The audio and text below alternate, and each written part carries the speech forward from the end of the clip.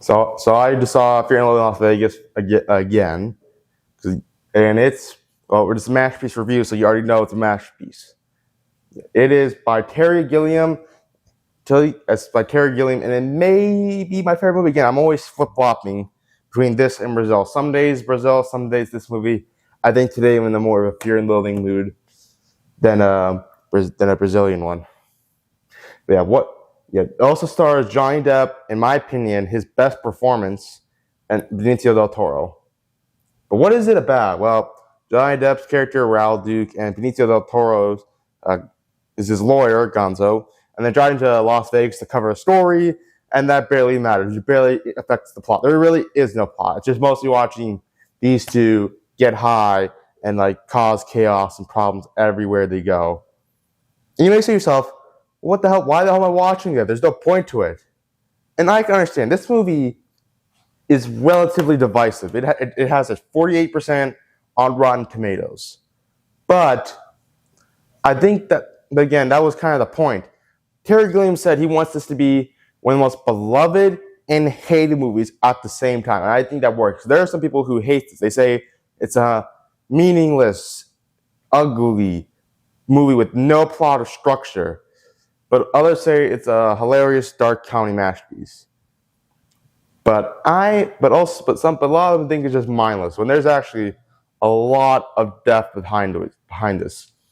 It's based off a book by Hunter S. Thompson, who's pretty much a self insert of Raul Duke. That's pretty much him. And I actually have the book. It's one of my favorite books. And the book is all about exposing the hypocrisy of America and capitalism, the excess of capitalism, and like the death of the American dream, all that stuff. And and I think the setting of Las Vegas is a perfect place to describe that. Las Vegas, at least back then it was, described as a place where the American dream can be found, a place where you can become rich within a second. And this movie does a great job of just taking that illusion and just like throwing a sledgehammer right through it, shattering completely into tiny little pieces. And it's just it's a place full of greed and greed and excess. And again, it's perfectly told through Johnny Depp, who again, not that his character is like saying, "Oh God, no, he's just as bad as anybody," but he's at least self-aware enough to realize that he's a complete asshole. But he doesn't. But he also knows that everybody else around him is an asshole too. He's both completely disconnected from reality, yet in some ways he understands it better than most.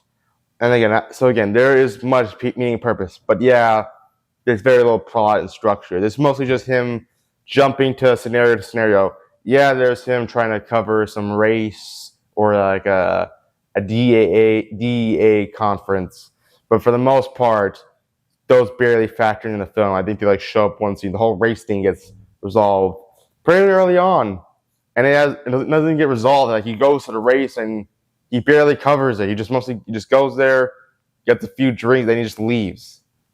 So yeah, again, I reviewed another movie saying like Honey Done, where like the randomness and the how disconnected everything felt, messed with it. That's a good example of what people are talking about. Because that movie is a detective film where you're trying to unravel a mystery, yet what you've been investigating for most of the time proves to be pointless.